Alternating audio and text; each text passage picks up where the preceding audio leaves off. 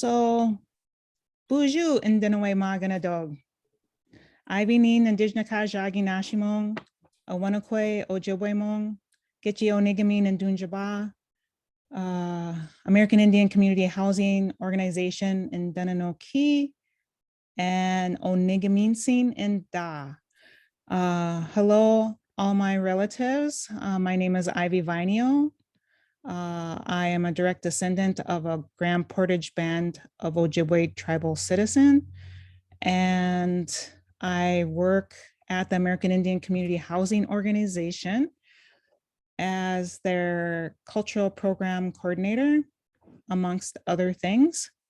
And I live in Onigaminsin, Duluth, Minnesota. And welcome to tonight's session on fasting with Pebaamibines. Before we get started, we'd like to know which ancestral, traditional, and contemporary native lands that you reside on. So if you could put that in the chat for us, that would be wonderful. I even put it in my name. I renamed my name to include that. So I live and work in Onigaminsin, which is the ancestral, traditional, and contemporary lands of the Anishinaabeg, Dakota, Northern Cheyenne, and other tribal nations. And before I turn it over to Pebaamibines, I want to share a little bit about AICHO, the American Indian Community Housing Organization, which is hosting this session tonight. AICHO is an Indigenous-led, people first nonprofit organization in Onigaminsin, where we provide housing, a domestic violence shelter, family and culture programming, cultural arts center, Indigenous-centered retail space, Indigenous food sovereignty initiatives, and so much more. All of our work is anchored in our mission to honor the resiliency of Indigenous people by strengthening communities and centering Indigenous values in all aspects of our work. Our philosophy is that every American Indian deserves to live. Can we keep ourselves muted, please? Yep.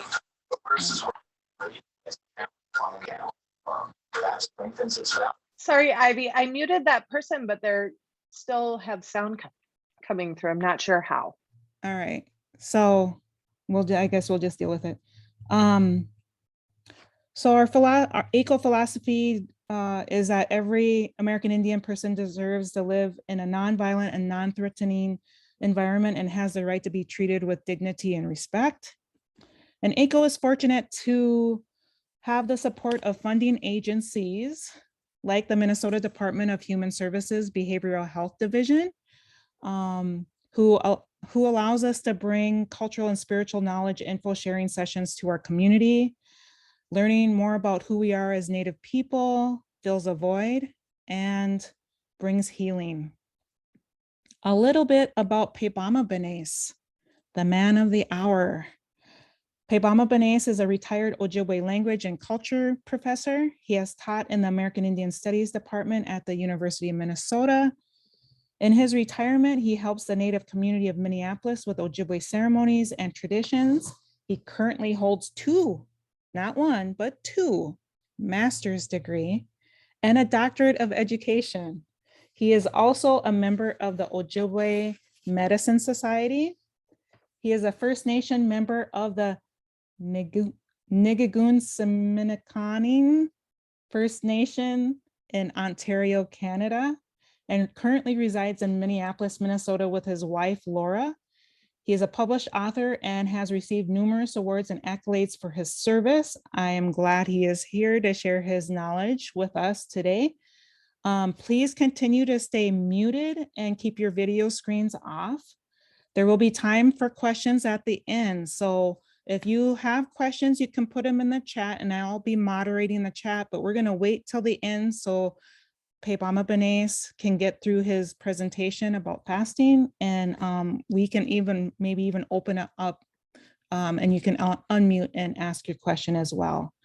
And one very last thing, or two things, Becky Nelson is our amazing Zoom tech. And if you have any technical issue, just directly send her a message in the chat and she can walk you through that issue. And the very last thing is during AICHO's virtual and online and in-person events, we expect to treat others with respect. As a community, we may disagree on certain subjects. However, racism, sexism, homophobia, transphobia, and hateful speech has no place here at AICHO or in this session. So be mindful of that. And Pebaamibines, we had 370 people register for this session. And I asked the question of how many have fasted before. And we have 192 people who have fasted before. And I don't know if that is fasting in the context of what you're going to be speaking about tonight, but I just wanted to give you that context of where people are coming from. So I'm gonna hush my mouth and turn it over to Pebaamibines. Miigech. Miigech ginawa na. Can you hear me? Yes.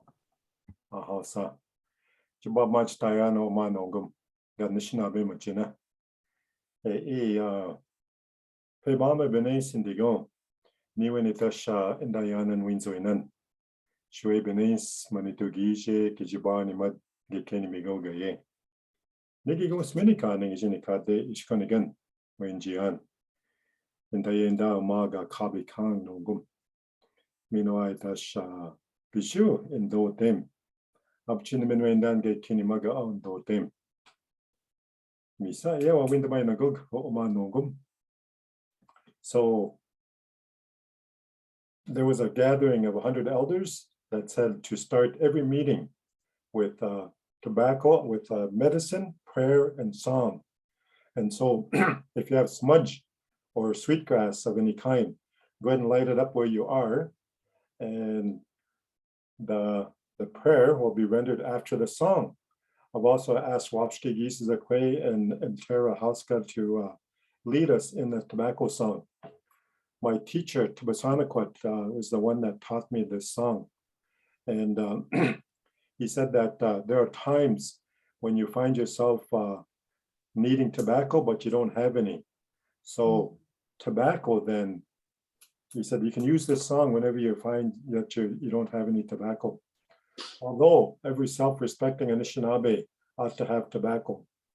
But some days you're not that self-respecting, so this song will suffice. And so it references, well, I'll let the girls take over here. Miigech.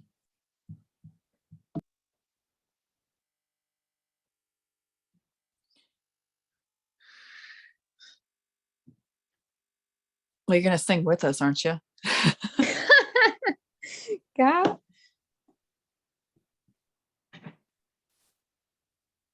So maybe if you introduce yourself first and then take the leads. Okay. Go ahead. Give me some. This I'm just gonna throw out there in English real quick that this might be a little weird because normally when we sing on Zoom, maybe it'll be okay because I have headphones in too, but normally we like mute if we're not the one who's singing the lead and then unmute when it's our turn to sing the lead. But I think every time I mute myself, I have to get permission to be unmuted again by the host. So maybe we'll just try it with both of our mics on. But Buju Ginawa wa Pishki Kizisi Queen the go my gun in do them. Kizisin the Pinakazwin. Besho Kabakan Gin Dunchi. The Gabe Bacon and Machine Gishpin when a Gishwayan. Giabe Nanadaga Kendan Gidden Way when anan. I ne we Gii'igoshimowin dan we do kawaga au Pebaamibines anuj gegu indishitchigamen.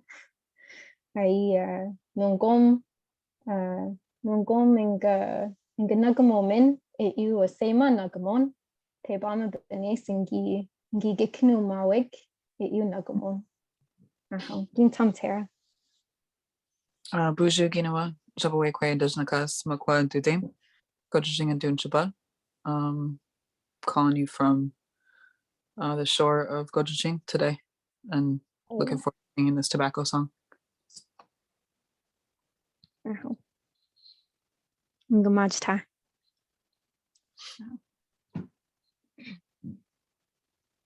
Way I way, Yahweh I way, oh. Way I way, Yahweh I way, oh. Way I way, Yahweh I way, oh. Way I way, Yahweh I way, oh. Bindegen, wabano wesema. Bindegen, shawano ka wesema. Bindegen, ogema we mede wesema. We I we. Way I way, Yahweh I way, oh. Way I way, Yahweh I way, oh. Way I way, Yahweh I way, oh. Way I way, Yahweh I way, oh. Bindigen, wabanonga weasema. Bindigen, jawanonga weasema. Bindigen, ogimawe mede weasema. We I way. Way I way, Yahweh I way, oh. Way I way, Yahweh I way, oh. Way I way, Yahweh I way, oh. Way I way, Yahweh I way, oh. Bindegen, wabano weasema. Bindegen, shawano ka weasema. Bindegen, ogema we mede weasema. We I we. Way I way, Yahweh I way, oh. Way I way, Yahweh I way, oh. Way I way, Yahweh I way, oh. Way I way, Yahweh I way, oh. Way I way, Bindigen, wabenonga weasema. Bindigen, jawanonga weasema. Bindigen, ogimawe mede weasema. Way I way. Hope. Wagging Minotagos Nagamoyin. You sound good when you sing. Kege Minotagosm, Ginawa.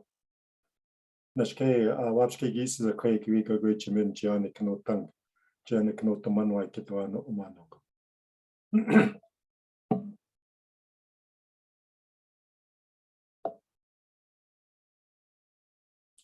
Maybe not. Sema ho ma nogum kamajiang sema nagamun. Jige kikan daw gizet kita sema minan. Atso kewin gawin atso kana gingagi samag.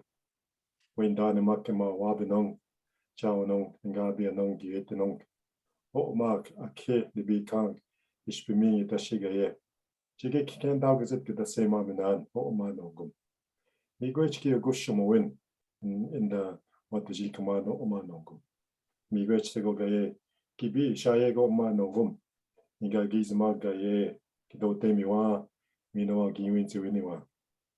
Aha, misa yeah. Itamanik like kidoan. I'm going to take creative liberties here as an interpreter. But in a nutshell, Pebaamibines was talking about how that song acknowledges and is like appeasing all of those spirits that are out there that take care of us. He acknowledged all of the spirits that live in the four directions, in the earth, in the water, in the sky, and talks about how we all have those spirits that look after us, like our helpers and our clan and those spirits. And when we sing that song, they're coming in, and that's what we're doing, is asking them to be a part of what we're doing. Miigech. Nina. Odote miwa itashigaye uinzuiniwa itashigaye. Oh, like your names too have a spirit, so honoring the spirit in your name. Our names. I said clan. Odote miwa itashigaye. I said our clans earlier too. Miigech. Mi nagoyak odude miwa. Miigech. How? Miigech. Miigech. And then he said that was it. How? So this PowerPoint is called Gii'igoshimowin by Pebaamibines. And most of these pictures I got from Google Images on the internet. And there's some really cool pictures there. I've been fasting for over 25 years. And it started off on Lake of the Woods when my teacher, Tabasanakwat, was still alive. And then we moved the operation to Rainy Lake. And every spring, my students from my classes would come fasting. And towards the end here, I'm also going to ask my two helpers, Tara and Wapshke Yizlikwe, to talk about their fasting experiences, if they wish. So at the end, I'm going to try and move along quickly here. So go ahead and write down your questions or anything that you have about fasting. This presentation is based on my own experiences of fasting. All right. So I am trying to move it along here and it won't move. Oh, there we go. So this came with on the Google Images. So I'm just going to read it to you. Always believe in the power that is you. Always believe in the heart that is you. Always believe in the love that is you. Always believe in the soul that is you. Always believe in the life that is you. For it is a gift given by the Creator, given by the Great Spirit, and all you shall ever own in your days here on earth. Thank the Great Spirit each day and always be you. I really like that because but people are so afraid to practice fasting. People are so afraid to carry pipes. They're so afraid to practice our traditions. And my answer to all of that is this very poem here that says just to believe in yourself. And what I often tell people is, by virtue of your birth, you are ordained to do the sacred. All right. So where I went for my very first fast was the homeland of Tabasanakwat. Sabiskang was the name of his First Nation. And Asabishkang was the name of Lake of the Woods area. And Kagagisagegan was on the other side of Lake of the Woods, and there was a portage. And another name for Sabaskong is Onigaming, the little portage. And so the community was right there between Crow Lake and Sabas and Lake of the Woods. That's where I went for my first fast. And the lake was beautiful. This is a sample of what the lake looks like. It's a clear lake, a spring, and it's clear as a really clear. I suspect it might even be spring fed. And it had high ridges and high cliffs up there. And that's where I fasted. It was high up on top of a hill. And so, Netam Gii'igoshimowin is on my first fast. So the picture on the left is me when I was younger. No, just kidding. And I can't tell if you guys are laughing or groaning, but that's all right. Where I fasted was high on a hill, way up on a hill.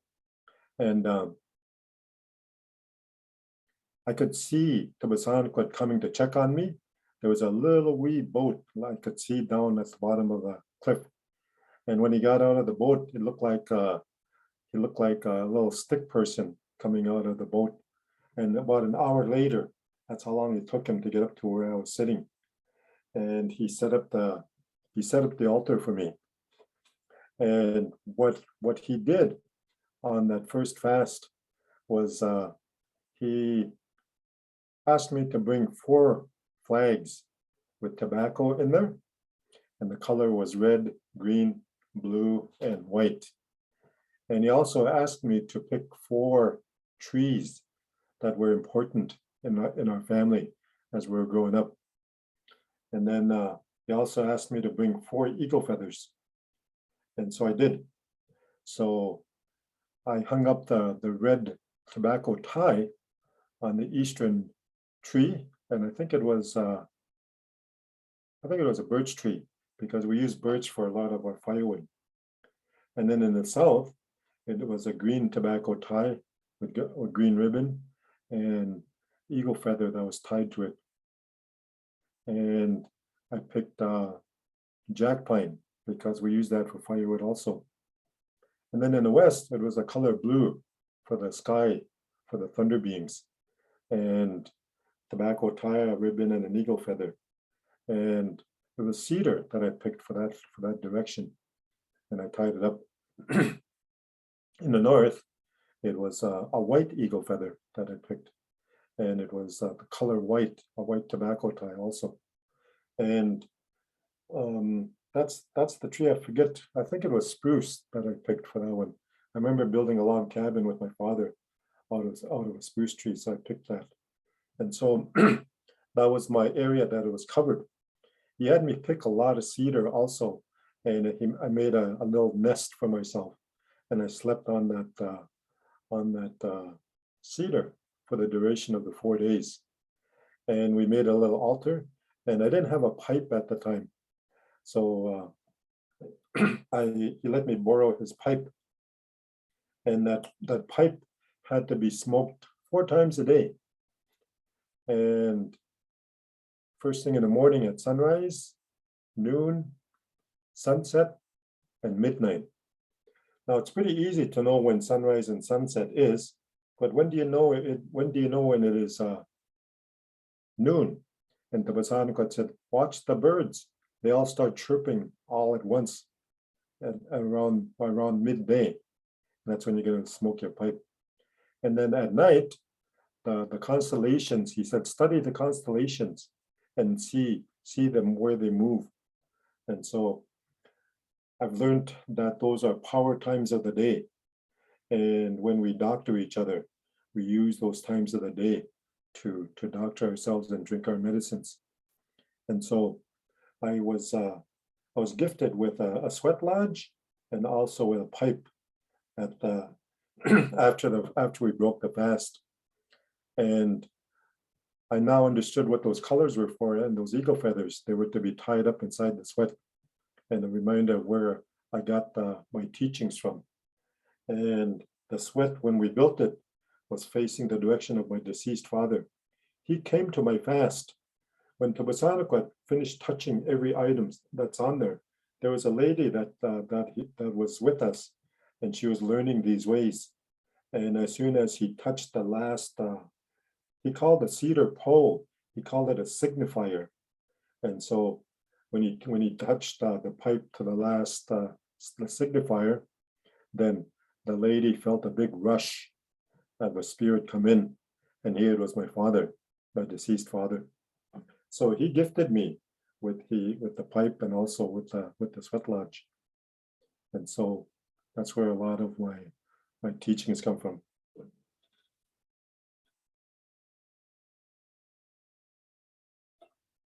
So now I've answered a lot of the questions that you guys asked. So how long do you go? Well, we went 4 days. What do you bring? For me, I had to bring those items I just named.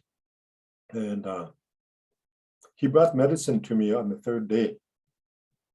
And that really tasted really good to drink something when you're parched. And so I learned what those colors are for too, and the directions that they go.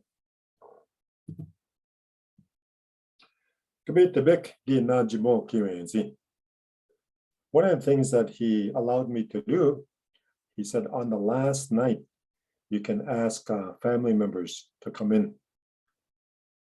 And so I said, invite them all. And I got a big family. And of my big family, my twin brother and my mother were the only ones that showed up. And so Tabasanakot spent the night, and so did my mother and my brother. And Gabet Tabik means all night. Gii'igoshimowin gave teachings. That old man, what he did was he talked about the constellations. He talked about Hole in the Day and the Road of Souls and Miigech and Miigech. He had a lot to say about the constellations. That's what you see a lot of when you're fasting, because by the 2nd night you're not sleepy anymore, and the 3rd night is when you stay up all night and watch the movement of the sky. So, what do you do with your visions? You make manifest your visions. So, for example, Gii'igoshimowin is known as Pleiades, and Nigigoonsiminikaaning is known as Corona Borealis. It seems like if you name something in Latin, like Corona Borealis, it makes it more authentic. But there's an Ojibwe name for everything in the constellations. Nigigoonsiminikaaning and now Gii'igoshimowin. I got pictures for the first 3, but the last 4, the colors of the rainbow are the colors of the Anishinaabeg chakras. And when I went fasting on my own, what do you do when you're out fasting? Well, in my community, we used to paddle around, and is what my parents told me. So I decided to go on a fast by paddling, and I portaged up to one lake. I slept there, then I continued on and portaged to the next lake, and then I slept there. And one morning when I woke up, there was a rainbow in the sky, and I looked at it. It was really close. It was maybe like 20 to 30 feet away, and there is no pot at the end of a rainbow. But what it so impacted me, and what I learned is that those are the colors of the AICHO, the chakras that are in our body. Now, I didn't learn that right at the time. I learned it upon reflection. The biggest part of fasting is in the reflection. That's when you hear. That's when you receive insight on what you saw and what you heard. And so I started making blankets and started sewing blankets that had the 7 rainbow colors in there, and they turned out to be really cool. Also, in one of my visions, I had a whole army of water drums coming to Earth, and so far 8 of them have been made manifest, and so they got numbers in them. For example, Gii'igoshimowin, they all have spiritual principles, And Gii'igoshimowin means we are all one. And the spiritual principle that they're teaching is our misery will end when we stop treating each other as different, and when we stop treating each other as male and female, as black and white, as upper class, lower class, and we stop dividing ourselves up, then we will end our misery of our existence and realize that truly we are all one. What we have in common is the spirit of humanity, and the spirit of creation, which is in all of us. That's the teaching that Gii'igoshimowin has.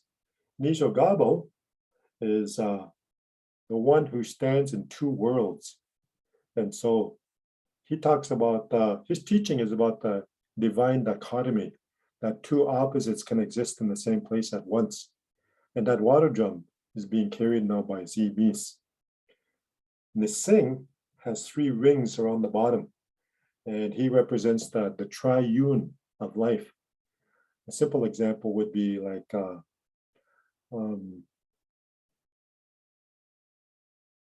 there's a whole bunch of examples, past, present, and future.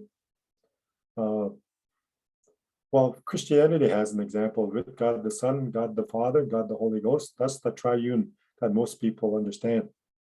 But there's a long list, and the people, the two that carry that drum right now, are brother and sister, and that's a. Oh, I'm talking about the wrong drum here. The sing is the 3. Miigech is I dreamt about 4 cedars inside the water drum, 4 little cedar balls, and my teacher told me that was his name, Miigech. He represents the 4 levels of the sky. So Pleiades, is a constellation way high in the sky. You can barely see it with the naked eye, but that's the source of Nigigoonsiminikaaning. There's openings and tunnels that Pleiadians travel from back and forth. In 1988, there was a harmonic convergence, and I didn't know what that was, so I had to look it up, harmonic convergence. And in August of 14, 15, 16th of that year, there was a worldwide prayer, and the majority of the prayers was asking for help. And so the Pleiadians answered that call, and they came to Earth, and they've been here all along, and they started teaching us and sharing it with us and talking to us about what our place is in the universe. And so how do you take these teachings, and how do you apply them in your life? So what I did was I was shopping for a new vehicle, and I asked the Pleiadians, help me get a vehicle, and I got a Subaru, and the Subaru, has the emblem of the Pleiades on it, and because you can't see the 7th one, that's why there's only 6 stars on that. So the universe is always talking to us, and fasting teaches you how to pay attention to the universe. And so that's one teaching there. Another one is the constellation called Corona Borealis. Now, if you turn it upside down or right side up, depending on what time of the year that you're looking at it, and I tried to look for it right after sunset, but it's not visible till about 2 a.m. And around 2 a.m. at night, it's right directly above us in this part of the hemisphere. And the teaching that I received about this is that this is a sweat lodge, and that this is the origin of the 7 grandfather teachings. And each one of these stars represent a principle, a spiritual principle of love, kindness, generosity, forgiveness. And so what I did was I had a blanket made that had all of those principles on there. And what the teaching is in between lives, we stand in front of the 7 grandfathers and we evaluate our own life. There's no condemnation, or there's no punishment in the afterlife. You evaluate yourself. and you keep coming back until you're spiritually evolved enough to transition into the next dimension. So all of us here that are here on Earth, we haven't evolved yet, so that's why we're still here. And so the way to experience what your original teachings are is to go to a sweat lodge. And the first 7 rocks that are brought inside the sweat, the veil of your forgetfulness will be lifted and you will remember.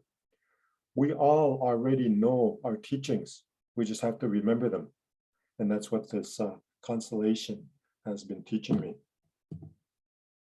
Now, these water drums that come, I took this question to the shaking tent and I asked, oh, so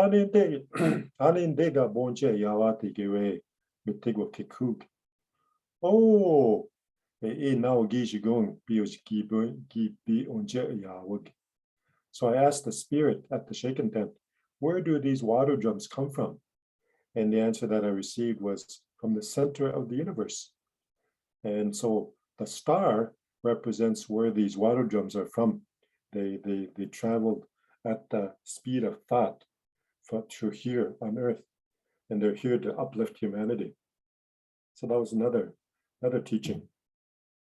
Now, if you look at the center of the universe, it looks the same from wherever you look at it from. And that's what it looks like. So I often wondered, where is Nigigoong? Where is the center of the universe? When I originally asked the drum, where are you from? They said, they named the constellation or the galaxy next to the Milky Way. And they told me Andromeda. I said, Andromeda?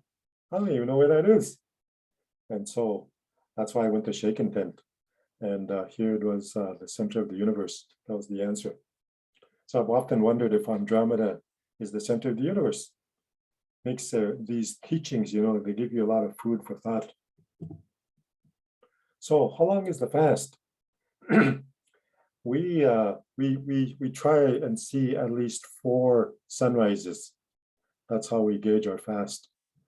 And by the 3rd day, you're all rested and that's the longest day of the fast. It's the 3rd day. So I often I posed this question. If the 3rd day is so long, why is it called a fast? Play chuckle, har. So most fasts are 4 days long. Now, you can prepare yourself also by going on a sunrise to sunset fast. I took my grandchildren out fasting and I put them on an island each. And they were there for about 3 or 4 hours. That's about, they're city kids, and that's about all they could muster. I could see them right across from where my camp was. And so they now they want to come back again this spring and do another fast. And there's different types of fasts. What happens when you go on a fast is that the physical you gets weaker and the spiritual you gets stronger. And right above your forehead, there's a spirit eye. And what happens is your spirit eye opens up and you can see in the other dimensions of the universe. You will know that you live in a multi-dimensional universe, and that when you fast, your eye opens up and you can see, like you can see spirits step out of a tree. You can see spirits in the sky.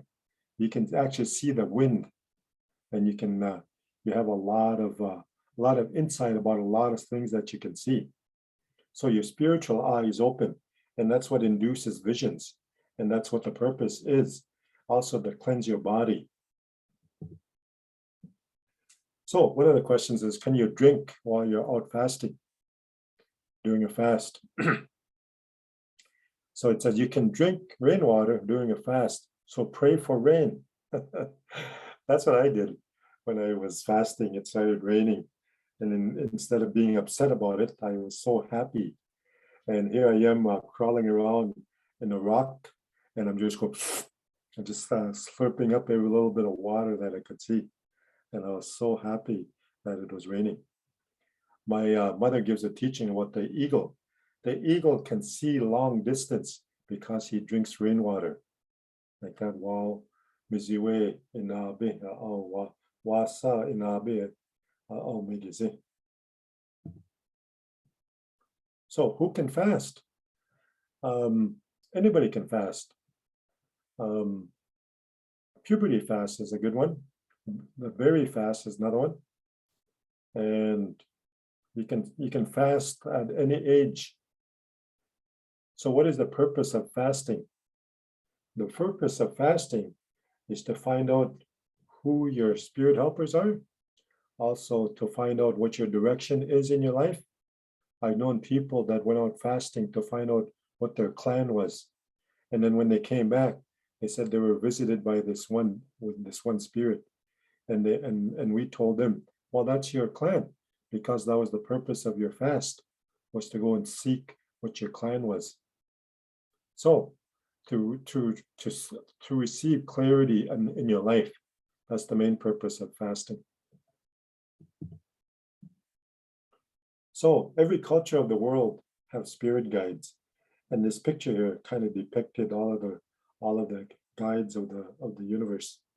And so every culture also has an example of fasting. Ramadan would be a good example, where they fast from sunrise to sunset and do it for 30 days. Lots of cleansing going on. Spirit guides. When I was like, how do you find out what your spirit guides are, was another one of the questions. And when my twin brother and I were born, we were born way out in the woods. And we didn't know English until we went to school. One of the questions that people asked me was, when did you learn Ojibwe? How old were you? And the answer is that was my first language. And I didn't learn English until I was 6 years old. But there was a deer that came to my fast. I mean, a deer that came to my birth, and me and my twin brother's birth. And so the deer then became my spirit helper in that way.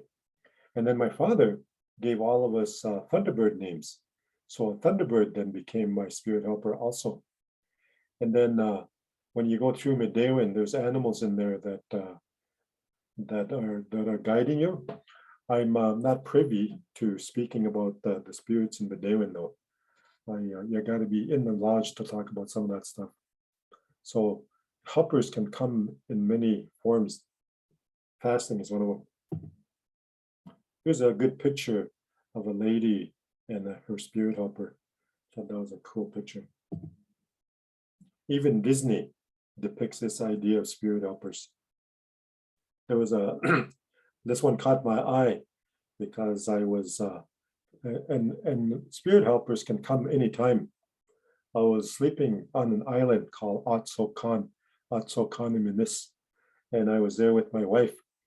And in the nighttime, there was a fox that was looking at me, and then all of a sudden he jumped, and he was flying through the air, and all of a sudden he jumped inside of me, and I jumped out of bed, and I said some choice words, and my wife said to me, "What happened? What happened?" I said, "A fox just jumped inside of me."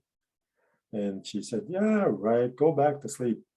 So a couple of years went by, and there was a medicine man that I was able to ask about it.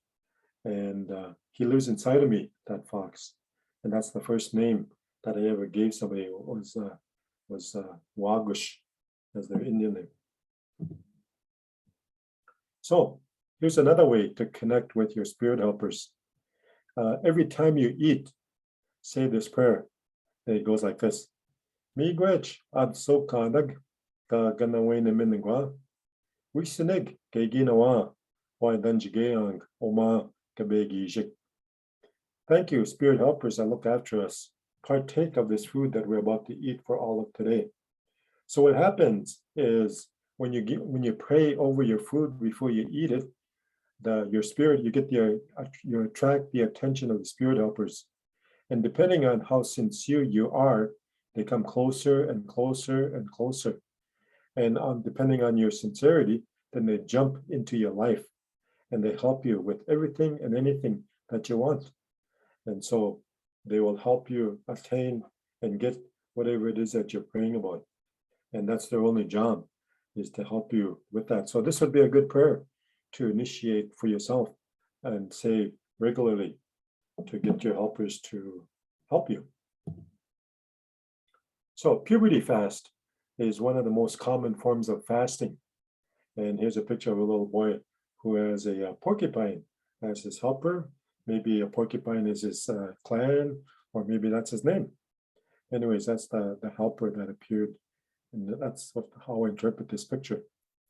And so during a puberty fast, a young boy goes out on a vision quest, and then he comes back a young man. So there's a transformation that goes on out in the woods. The ladies also go on a woman's berry fast, and they abstain from berries for the full year. And my sisters were put on that kind of teaching also when they're growing up. So I don't know too much about this one, about the woman's berry fast. It's a woman's topic, and it's for women to talk about and share with each other. So when does one go on a fast? Well, we go every spring and every fall, but you can go, during the winter solstice or the fall equinox or the summer solstice. You can go during those times. Those are the 4 sacred parts of the year when that happens. Now, we go fasting in the spring before the mosquitoes come out, because it's hard, to be on a fast, and you can't kill anything. You can't kill anything while you're fasting.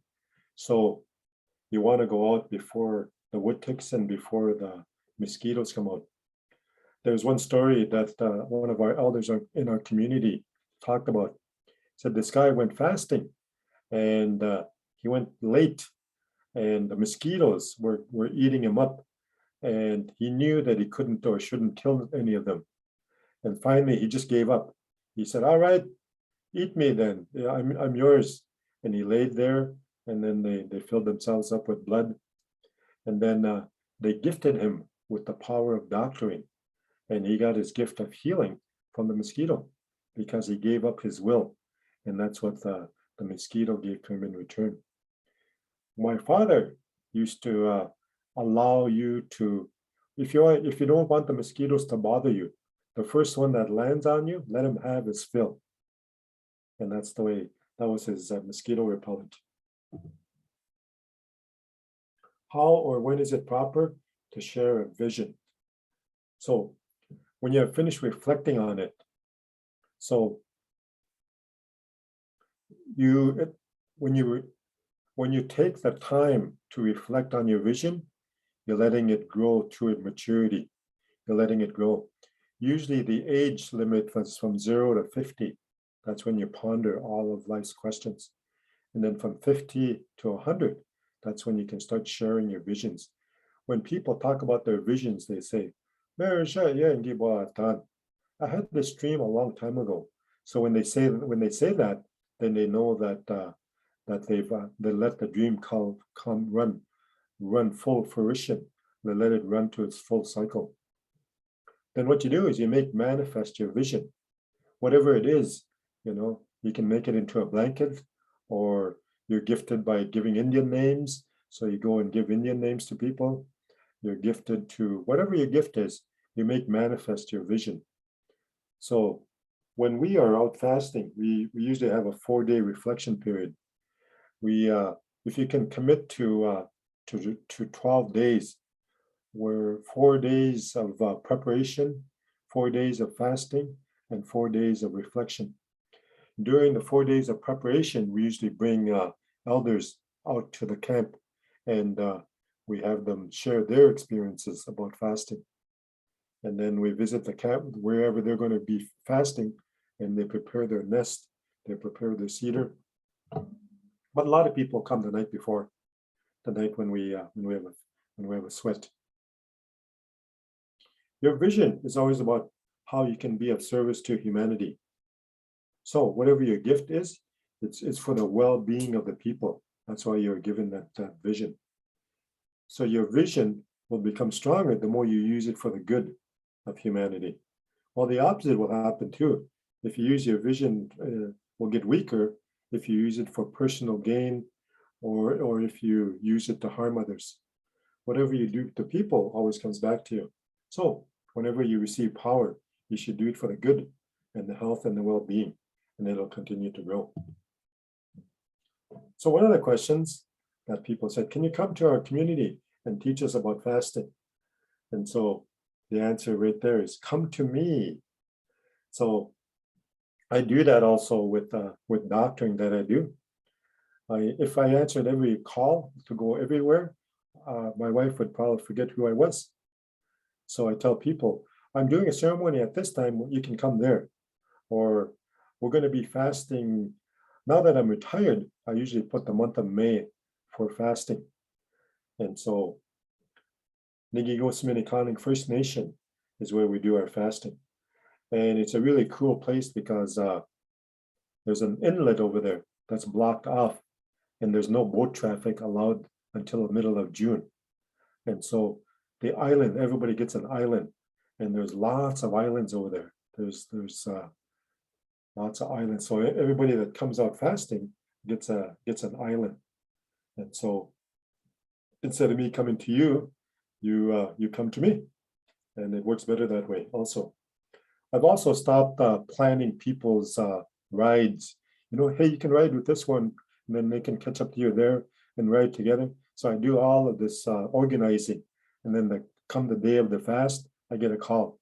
Oh, I can't make it. I changed my mind. And I say, oh man, I put all that work into planning, and you're not coming. So now I just tell people, show up, and then I'll take it over. I'll take it over from there. And so Nigigoonsiminikaaning. One of the common questions that people had was diabetes and fasting. So I recently was diagnosed with diabetes, and that's what killed my twin brother. That's what he died of. And so I had to go get myself checked. And I don't know if the term pre-diabetic is a real term, but that's what they told me I had. So when I went fasting on my canoe fast, I brought a little bit of wild rice and maple sugar with me. And I kept myself within a certain limit. And so I tell people, if you have ailments, you know, take care of yourself. Make sure you bring your medication. Do whatever you need to do to take care of yourself. You're not out there to kill yourself. You're out there for quiet time and quiet reflection. And if you need your medication, then you should do it. You should bring your medication with you, like that. So that's my answer for diabetes. So what's the best food to eat after a fast? Oh man, you never believe how good a watermelon tastes. Good food for breaking a fast. I got two funny stories to share about fasting. I set this one girl out fasting, and I tell people you can't bring your phones or anything like that. And then I picked up the phone, and she said, "Can you come and get me? I'm afraid of bears." So me and her father went over there, and we moved her to an island. She was on a peninsula, and that was funny. Second story is my twin brother went fasting with his son. In the middle of the night, he was grasping in the air, and there was something moving right beside him. And Dan woke up his son. "My son, what do you see? What do you see?" He goes, "I see a Big Mac floating by." And he was so hungry, he was grasping for a Big Mac. So what do I need for fasting? You can practice fasting on your own by going without food and see how you do. But you should always bring a helper, a mentor, or a sponsor, because you're going to be really weak when you're done fasting. So you need somebody to take care of you, somebody to feed you and to make sure you're okay. We do visit people that are fasting. Try to plan for 4 days of preparation, 4 days of fasting, 4 days of reflection. Bring medicine. We bring medicine to the fasters. And you are offered water. At the end of the fast, you are offered water 4 times, and you decline it 4 times, and you offer it to 4 causes that you believe in. So when people say, "Can I bring a tent?" I tell people, bring whatever you think you need. And eventually you find that you really don't need anything. You know, all you need is to sleep underneath the stars. Bring lots of tobacco, because you got to offer tobacco 4 times a day: morning, noon, sunset, and midnight. At the end, we have a ceremony, and the elders that have been helping us, you gift them gift all of your helpers. Bring food that you would like to eat to break your fast. Flags of color that are of your choosing. And I don't know why I included this picture. I just thought it was cool. All right. I've also asked 2 others to share their experience of fasting, and then we can turn it to questions. I'm willing to stay here as long as people have questions. I know we're only scheduled till 7:30. So Gii'igoshimowin, Gii'igoshimowin, and Tara will have to have a minute and a half each. No, I'm just kidding. So let's go with Tara first. In a minute, break down of my fast in a minute. Oh my goodness. No, I'm just kidding. Just take as much time as you need. Personal testimony of fasting, that's all we're looking for. Yeah, I mean, it sounds like a lot of folks on the call have gone fasting, which is great to hear. Like, that's actually like, you know, like one of those heart moments.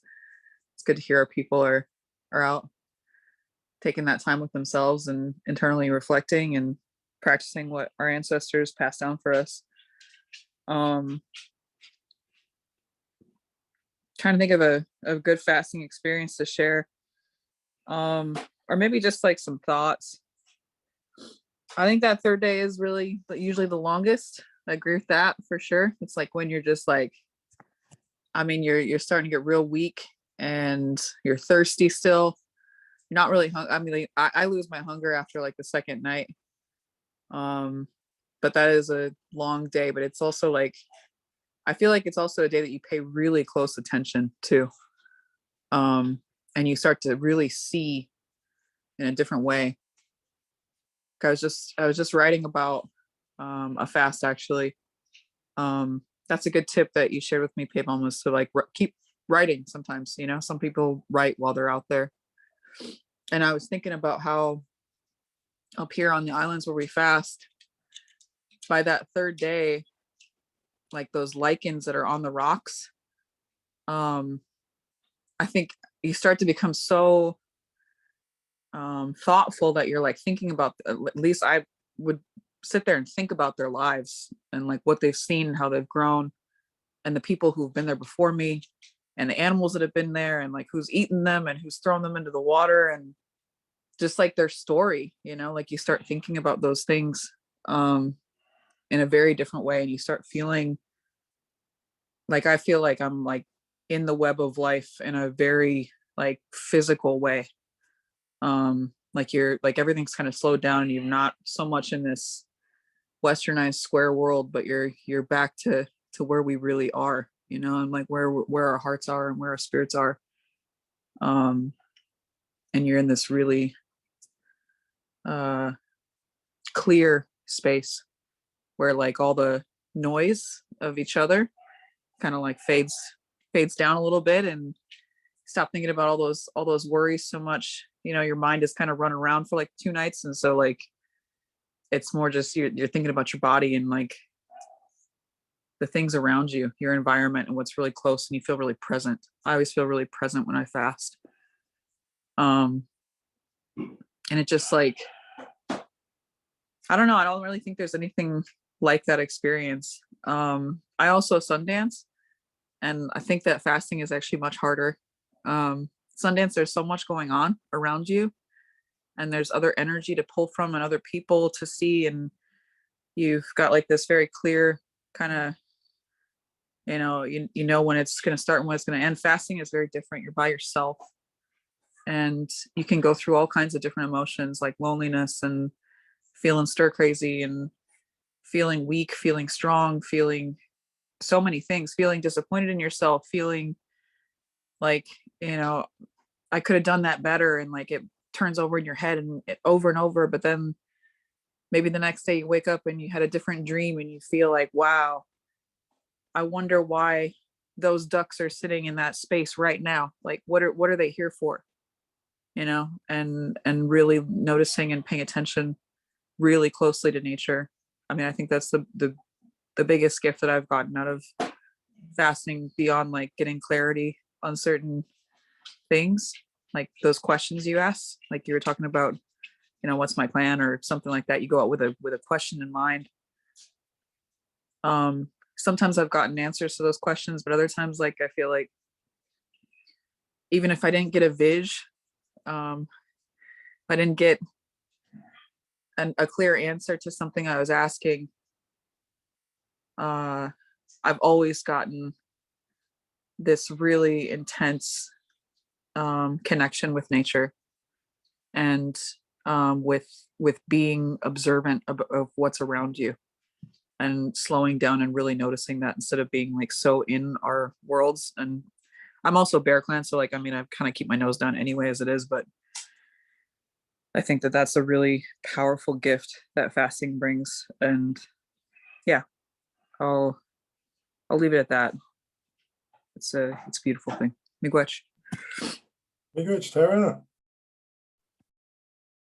And Wapske Geese a quay, Ginitum. I'll just share just a little bit. I've only been fasting one time, and I'm gonna throw out there that the time that I went fasting, I was really, really anxious, really, really nervous, not sure what to expect. And at camp on the days leading up to our fast, Tara was there the first time that I fasted. And when we went out and we're getting dropped off on our islands, she was like thanking everyone in such a powerful way about what it was that we were about to do. And I just really remember Tara like empowering me and making me feel much more comfortable about going out there and being alone and being by myself, because that was something that I was like kind of fearful of and didn't know what to expect. So I don't think I've ever told her that. So miigech, Tara. But I think for me, one of the biggest gifts from my time out there fasting, I giggled when Tara said like, oh, even if I didn't get a right? Like a vision, what does that mean? In what form does that come? Does information come to us, right? And so my whole life, I've always had felt like I learned things through dreams, and that's how things were shared with me. And on my fast, I felt like I wasn't dreaming in the way that I do when I'm being given something, right? And I remember feeling so frustrated and feeling so confused, like I'm out here just like not eating or drinking anything, and it's hot and I'm alone and I'm scared and I don't know what's going on, and you're not even like helping me out here, right? Is how I was feeling. And I was kind of feeling really down on myself until the end of my fast. And when I started reflecting on all the different things that happened when I was awake, all the different things that I saw and that I felt during different times when I was out there. And I remember leaving the island and talking with Pebaam, like, nothing really happened, nothing really happened. And then as I started reflecting and sharing and talking, I was like, oh, just kidding. There's a lot that went on. There was a lot that I felt and experienced. And so like the biggest gift was that awareness, and to always be listening and understanding that things are given to us in many different ways, not just through dreams, right? Not just through when we are sleeping or traveling. And so for me, that was one of my biggest gifts that I felt that I received, that was part of the learning process for me. And then the other thing that made me feel real emotional about my fast is when we got back from our fast, I didn't know how to let other people take care of me. So my parents came with me on my first fast and stayed at camp while I was out there to support me in what I was doing. And when I got back, Pebaam had told me that I had to refuse water and give that drink of water to 4 different people or groups.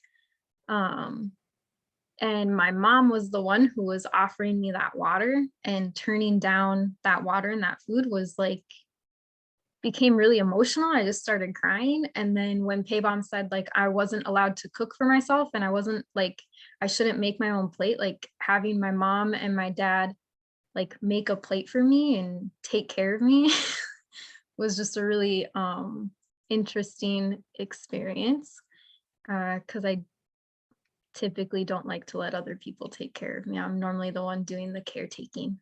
And so that was another thing that created a lot of emotions about my fast. But yeah, those were the two biggest things that I felt like I wanted to share right now. Miigech, Pebaam. Miigech, there's a lot of interesting questions I'm reading as you guys are talking. But I'll hand it over to Ivy. Miigech for what you all shared and taught us about fasting and ceremony and the importance of all of this. And so we can go to some of the questions. I need to go. I wasn't paying attention to the chat because I was listening. And so now I got to go through. So you probably seen some of the ones that have come through, Pebaam. So if you wanted to answer some of the ones that you noticed in them, and I'll kind of look at the earlier ones. One of the questions that I noticed was the person said that they would have a hard time not drinking. So when you're out there, you know, you're doing it for yourself. You're not doing it for anybody else. If you have to drink, you know, drink. You know, it's not an endurance test. You know, the goal is to not drink. That's the goal. And if you can't not drink, then drink. You know, it's simple. You're teaching yourself how to just, that's what you're teaching yourself. So what do you do when you're out fasting is another question. You think about your life. You think about everything. You think about, you know, you can watch a bug walk across your, where the rock is. And that's really interesting. When you're fasting, time slows down. So you have time to just watch everything that's around you. Journaling, you know, you can journal if you want. You know, there's nothing that you can't do. You know, I tell people, like my brother, I always used to laugh at him, but what he did was we used to fast together. He would go by boat and motor to his site where he was. So I showed up in my canoe later that day. He had an air mattress all inflated already inside his tent. And he brought a tent. And he also had a lawn chair that he sat in, you know, during the day. Well, I slept under my canoe, but I was fasting. And one night it rained, and I went and crawled into the tent with him when it was raining. So you do what you got to do. There's nobody's going to demote your points. So journaling is a good way of reflecting. Are there foods you abstain from leading up to the fast and other? Yep. What I do is during Memorial Day weekend, after exam week was all done, I would tell my students, I'm getting ready to go fasting. So on the 4th week, I'm going to cut my drinking of coffee down to 4 cups a day. On the 3rd week, 3 cups a day. On the 2nd week to 2 cups a day. On the last week of school, which is during exam week, is 1 cup. So you better have your homework done by then, because I'm going to be really grumpy by then. So you wean yourself, you know, of anything that is harmful to your body. Prepare your body for a fast. Pebaam, can you, so do you have to go out in nature to do ceremonial fast, or can it be done in a building, a house? You can fast anywhere. You can fast right at home. Yeah. Or if you live in the city, you can go fast at the park for sunrise to sunset. You can fast anywhere, anytime, for any duration. There's a question about the mosquitoes. Can you bring bug spray? What's better is to go fasting before the mosquitoes come out. There you go.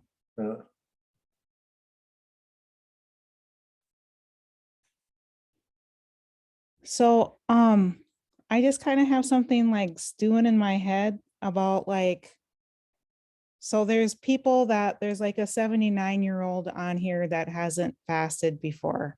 And there have been people that have gone their whole life without fasting. So are those people like myself? I've never gone on a fast. Are we missing out on that clarity? Are we missing out on what are we missing out on? So fasting is not the only way to receive clarity. All the benefits of fasting, that's not the only way to receive all those benefits. If you abstain from food and water, you're cleaning out your body. And you can fast for 4 hours, 6 hours, or just have water. You can have all the benefits of fasting in other ways. It doesn't have to be fasting. There's more than one way to enjoy life. My wife, she went out fasting once, and she said she'll never do it again. She got so grumpy, and she got so thirsty, and she goes, "Why do people do this?" and blah blah blah. So fasting isn't for everybody. I like doing it. Yeah. This guy wants to do it. Hey, I know that guy. Yeah. Were you listening the whole time? Did you get that? Just quite a bit of it. I had to be in the hospital for part of it. But yeah. As soon as COVID gets lifted, my camp will be available again for fasting.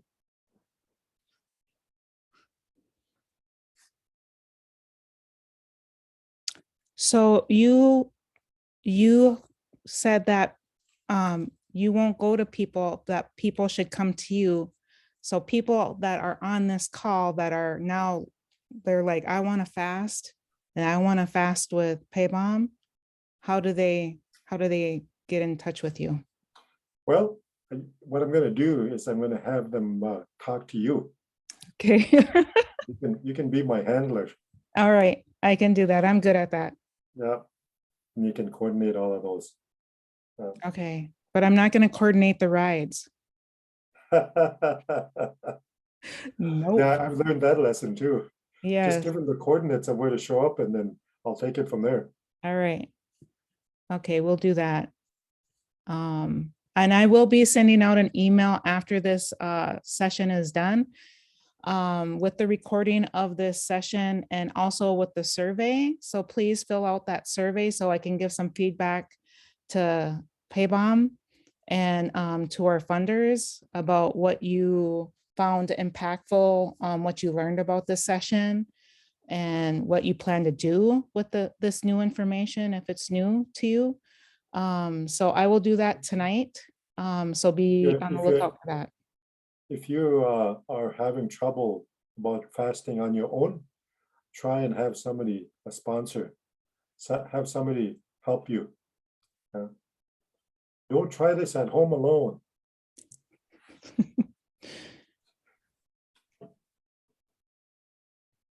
All right, let's see.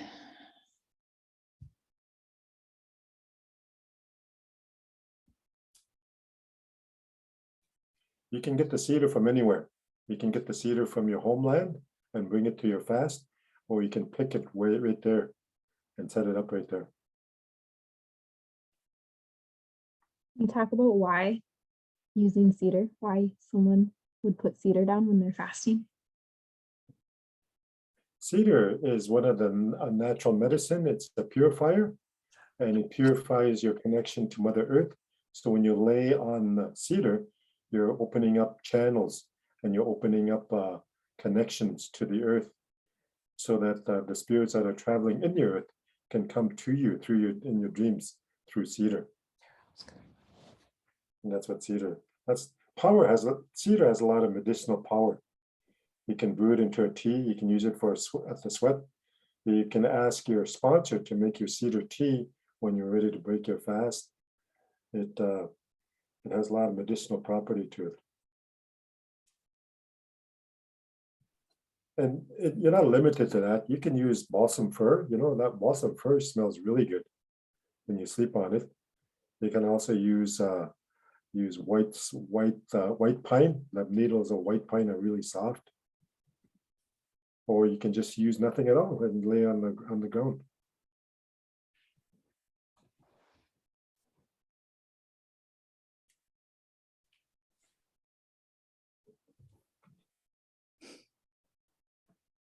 All right, are we done? Yeah, I think so. Charity Rogers says, I'm going to tell everyone that Pebaam is my uncle now.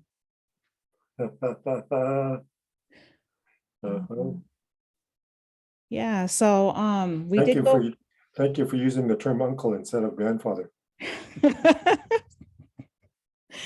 Oh my goodness.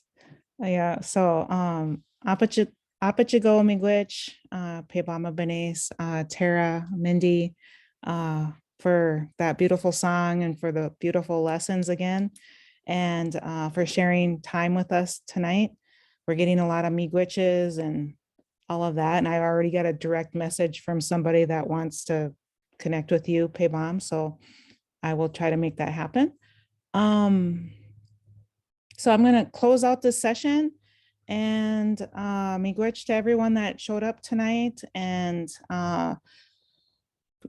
follow our Facebook page. That's where we put out the American Indian Community Housing Organization Facebook page. That's where I put out all the cultural events that are virtual.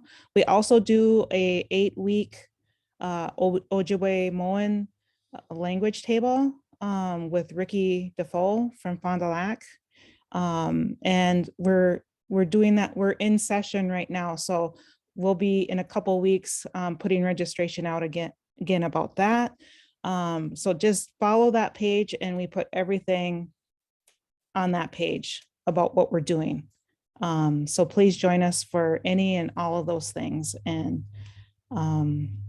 yeah, so miigech, I'm gonna email everybody. So the people that are directly contacting me about connecting with Pebaam, email me back, because I'm not going to be able to keep track after I close out this session.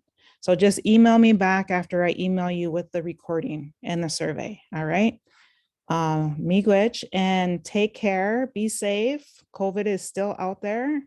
And congratulations to Tara in a couple days with her new life, her baby, and all our love and care and all of that to everyone that's on this call, and to you, Pebaam, our cultural hero, Arnie and my cultural hero. All right, Gii'igoshimowin. Gii'igoshimowin. Gii'igoshimowin.